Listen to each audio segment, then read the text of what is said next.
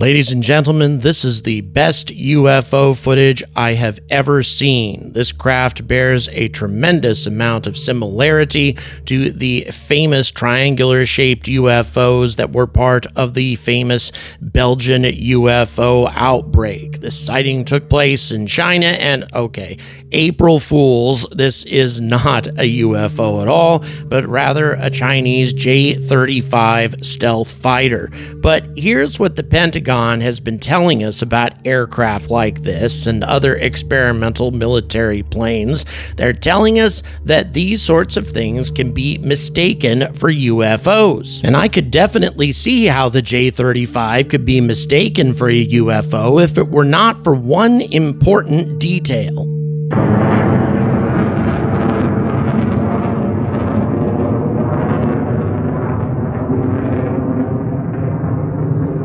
That was a jet. That bleeding edge, incredibly advanced interceptor was definitely a jet, and nobody could mistake it for being anything else because of that incredible amount of noise associated with it being in flight. Whereas triangular-shaped UFOs, like the one you're looking at right now, always appear without any noise to announce their presence whatsoever, although they have these strange characteristic lights that don't seem to correspond to any FAA accepted pattern or any pattern that's recognized by aviation authorities anywhere else in the world. So how can people possibly misidentify advanced military jets as being UFOs? Well, recently AARO, the governmental department that investigates UFOs, the Pentagon department that is, released several articles concerning bleeding edge propulsion systems used on aircraft that could theoretically be misidentified as UAPs. In other words, craft that travel without conventional propulsion, without the kind of noise associated with aircraft, and without any visible means of propulsion. So that being the case, looks like we have a very plausible explanation as to what at least some of these objects might be. But there is one important problem. When you actually dive deep into these technologies and see the results,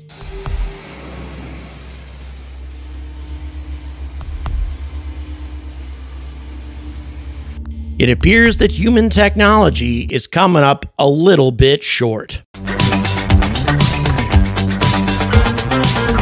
Good afternoon, UFO enthusiasts, and welcome to episode 3 of Alien Week. I'm plowing out as much content as I possibly can right now because I'm going to be traveling, which will make creating content a bit more challenging. I'll be flying to Reykjavik tomorrow night, and then staying overnight in Reykjavik, and then traveling the rest of the way to Denver, Colorado. Strange as that route may sound, Icelandic Airlines makes things pretty inexpensive flying to Denver if you stay overnight in Reykjavik. I think they're trying to encourage some tourism and such.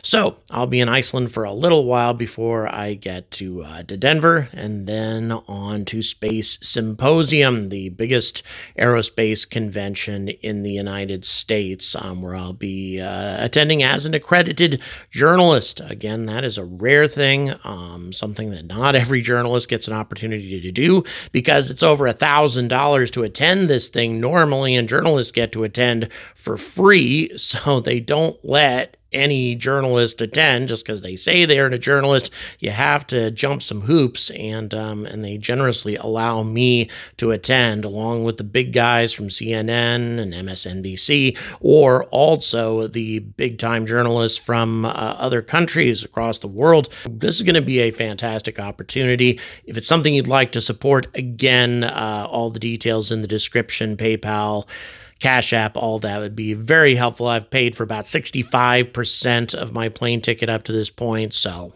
It would be very helpful to get any support for that, and that's enough self-promotion.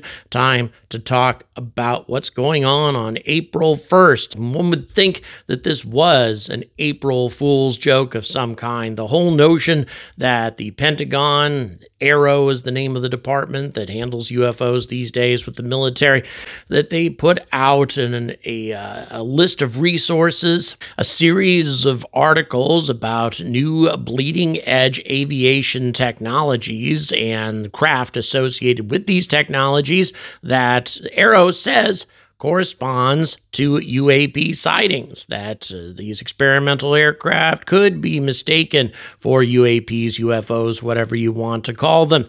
But when you actually read the article, and I've talked about how odd the Pentagon has been lately, how confusing their position on this whole thing has become lately. When you read these articles, it becomes very, very clear, especially when you check out the technologies associated with the articles, that none of these things could be misinterpreted as UAPs. None of them fit the mold, especially when we're talking about UAPs that travel through the air silently with no visible signs of propulsion. Yes, there are some silent types of aviation propulsion that are explained in these articles, and some technologies, some prototypes associated with them, but none of them are nearly advanced enough to be mistaken for UAPs. Human technology has just not gotten to that point yet. The ability to create large craft capable of moving through the atmosphere at high velocities without any noise, without any visible means of propulsion. We're still not at that point, and these articles make that very, very clear, which makes me wonder, what exactly is the Pentagon trying to tell us here? Now, just to be clear, recently, AARO appears to be doing everything they can to provide mundane explanations for every UAP case they encounter. And if they can't find a mundane explanation, then they don't tell us anything about it. There has been no new unexplained footage released by AARO for about 2 years or so. They release new footage all the time if they have resolution on this footage and can provide some sort of feasible mundane explanation. But if it's an unexplained sighting or footage without any sort of resolution, then they don't let the public see it. And if that wasn't frustrating enough, these papers that AARO has been releasing lately also seem to correspond with this overall campaign. That is to say that there are certainly mundane explanations for all UAP sightings, the ones that aren't frauds anyway, and here's some of the technology that could be misidentified. However, when you dive into these papers, you don't find technology that could be misidentified as UAPs, at least not easily. You'd need somebody with some pretty poor perceptive capabilities to misidentify one of these things. Let's talk first about the Undefined Technologies Ion Propulsion Drone. Once again, keep in mind, this is bleeding edge technology in the United States. Quote, with 2 successful flight tests in the bag and just under $2 million in seed funding, Florida company Undefined Technologies has unveiled the next generation of its silent, quote-unquote, commercial drone, which uses ionic propulsion instead of propellers. The new design is certainly a step up visually from previous efforts, but at the end of the day, an ionic propulsion system is going to look like an ionic propulsion system. By necessity, it'll feature a large grid of electrodes with at least 2 layers, and that the top and bottom layers can be fed high and opposing voltages in order to accelerate ionized air downwards and produce thrust. So while the wraparound cover is a nice touch, it still looks like a flying dish rack underneath. We had a lot of questions when we first saw this company's promises. Ionic propulsion has proven very useful in space, but could it really be an efficient replacement for propellers closer to Earth? MIT has published research on its ion drive fixed-wing plane, and by the way, you'll be seeing that in just a little bit as well, but you need a lot more thrust and a lot more onboard energy storage for vertical lift aircraft. Undefined Technologies has certainly chosen its name judiciously. A year and a half later, we still know very little about its novel air tantrum technology, which the company says will be extremely quiet. But its December 2021 flight video at a logistics conference in January did turn up an interesting nugget or two. The company's original proof of concept, as shown in the last video we published, flew for around 25 seconds and made about 90 decibels. The new prototype has flown for around 2.5 minutes and was measured at 85 decibels. So this so-called this so-called silent propulsion system has about the equivalent of a loud restaurant or subway car, has dropped down to maybe the level of heavy traffic or the sound of a vacuum cleaner, and probably isn't going to get much quieter than that. It's unclear how the company expects to continue reducing noise on a device that already has no moving parts in its propulsion system. The company doesn't make any promises around range or endurance either at this stage. In the video that you just saw, you can see the new prototype airborne, but the company has chopped the footage up so we can't verify the full length of the flight. It looks a little more stable than the proof of concept, although it's flying indoors without any wind to contend with. Noise-wise, there's an interesting high-pitched whine involved, which you've already heard, and the drone bends in a somewhat worrying way when it lands, just due to the size and lightweight nature of its structure. It does not look heavy-duty, and we imagine it'll be tough to scale these things up without making them fragile. So how in the world is the Pentagon trying to convince us that somehow some military organization has managed to scale this technology up? Oh, and by the way, scaled it up 30 years ago when these sorts of objects were first being spotted, the triangular ones that is, and kept this technology out of the hands of the commercial sector so they can flail around with far less advanced types of propulsion. And yet, according to AARO, these papers are illustrative of advanced propulsion systems that are consistent with UAP observations. Well, maybe not this one. Let's try the next one. An ionocraft that flies with no moving parts. That sounds promising. Quote, electrohydrodynamic thrusters, or EHD, sometimes called ion thrusters, use a high-strength electric field to generate a plasma of ionized air. You've heard me talk about this technology a number of times, actually, discussing it as a possible technology that advanced alien species might be using right now, but technology that we have not currently mastered. But maybe I'm wrong. Let's continue. The ions, usually positively charged nitrogen molecules, are drawn towards a negatively charged grid, and along the way they smack into neutral air molecules and impart momentum to them, which is where the EHD thrust comes from. This isn't a particularly new concept. The general phenomenon has been understood for a few hundred years, and for a while, folks thought that it might be possible to use it in manned aircraft, although you'd need a crazy big structure of emitters and collector grids to lift a person. There was a mouse named Orville who took flight in an improbably large EHD aircraft back in 2003, but as far as we know, that's about as fancy as large EHD-powered aircraft ever got. Going the other direction, though, is where this technology becomes practical. So how big is this EHD aircraft that we're talking about here? Well, this big. This is the ionocraft, currently under development at UC Berkeley. It's tiny, 2 centimeters by 2 centimeters, weighing 30 milligrams plus a 37 milligram battery.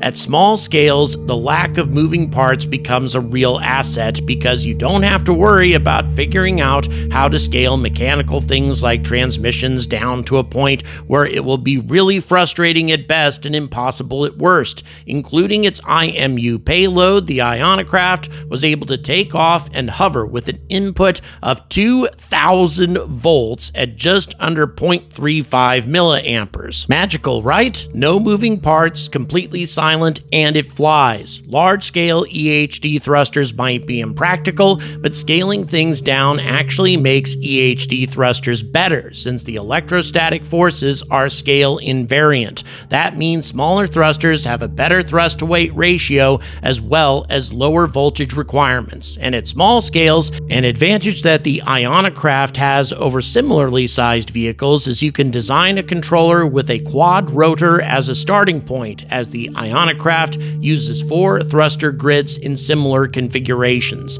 Since it doesn't have rotating propellers, it can't take advantage of angular momentum changes to yaw in place, but it turns out that quick, repeated sequences of pitch then roll can result in yawing motion as long as you have a little bit of wiggle room. As with other micro air vehicles that we've seen, the big question now is whether or not we can look forward to autonomous operation with a useful payload. At the moment, the Ionocraft is carrying a payload that weighs more than it does, but it also needs a total of 7 external wires for power, data, and grounding. The UC Berkeley researchers are very explicit that they think autonomy is achievable, though. And by the way, my intention is not to insult these researchers or their valuable work that they're doing right now, but so far we're not seeing anything like advanced propulsion systems that are consistent with UAP observations. But let's have a look at the third one.